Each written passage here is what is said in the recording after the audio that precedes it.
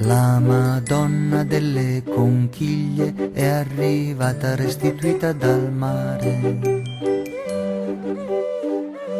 senza carte, senza la scorta, senza permesso, senza passaporto, e di un fuggiasco così come era ne abbiamo fatto la Madonna nera, che la Madonna dei naviganti protegge gli ospiti come i viandanti.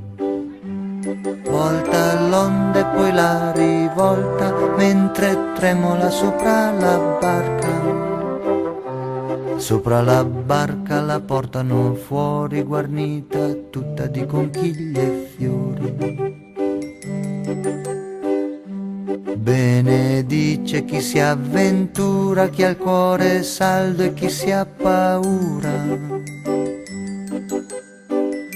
Chi viene arriva con le fanfare, chi arriva solo e sputato dal mare.